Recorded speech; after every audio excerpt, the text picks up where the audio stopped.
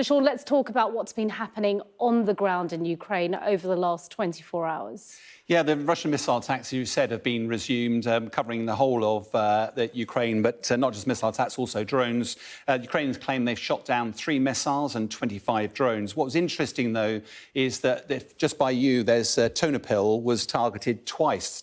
We've never seen that targeted before. It's no coincidence that actually is the home of the Ukrainian Eurovision entry for the song contest last night. And the first attack there happened just before they went on stage. Call me a cynic, but that was not coincidence. That was quite deliberately targeted. The other thing that happened, there were 4 military aircraft that crashed yesterday, Russian military aircraft at Bryansk. Now, that's 50 kilometres away from the border. It was 2 helicopters and 2 military jets. Now, it's occasionally you lose military aircraft through accidents, but losing 4 in one go, that is not an accident. Now, Russia hasn't made any comment, but what looks very likely is military analysts believe what Ukraine has done is deployed forward its air defence unit to right close to the border, set a trap for the Russian aircraft, and have been very successful at shooting the aircraft down. The other thing that's happened is that Russia has found its positions in Ukraine targeted in the rear area, quite a long way back, quite a long way from the front line. A good example of that is up in Luhansk region up here, that actually has been about 60 miles away from the front line, beyond the range of HIMARS and any missiles like that.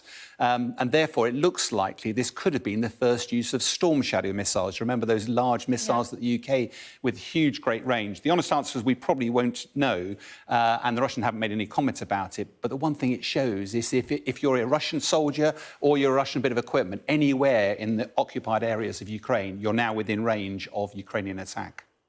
OK, and there are reports of Ukrainian advances in Bakhmut. We've been discussing Bakhmut for a long time now. What do we know about that? Yeah, the only really new news is that Ukraine does seem to be pushing back over a period of days now, has taken up to 16 square kilometres of ground. If you remember, we were talking about inching forward, the Russians inching forward. This is quite a big... now, the Russian authorities have claimed this was just tactical repositioning of their forces. But even Yevgeny Prigozhin, the boss of the Russian Wagner mercenary group, has said this was a rout. And it's worth pointing out that the Russian army, traditionally, they look at the flanks. So they go around the top and around the bottom, trying to put pressure on the resupply lines, whereas the Wagner group has been the ones doing the hard yards through the middle.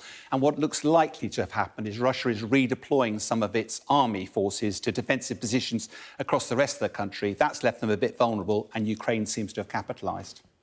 Right, and so all of this contributing to what looks like perhaps finally the beginning of this counter-offensive or spring offensive, as it was called. No big announcement, of course, when they do that, but is this the beginnings of it?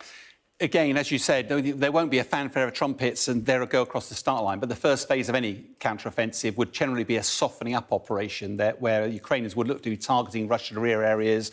And we've seen a bit of that. The oil facilities down in the Crimea, the east of the Kerch Bridge, some rail yards, and also the aircraft. I think what's been most interesting, though, is that the Ukrainian objective throughout all of this is to rid Russia's off Ukraine's soil. And the challenge is, though, reality, Crimea will be really difficult to do, and the Donbass will be very difficult to liberate completely. So the land bridge is the most likely area. The real question is how far the Ukrainians will get before they stop. Now, President Zelensky has always been really clear, I'm not prepared to negotiate until I've got rid of everybody. But if you remember the recent visit by Zelensky to Chancellor Scholz in Germany, in the margins of that meeting, the language was definitely softening, and they were talking about the door being open to negotiation in the fullness of time.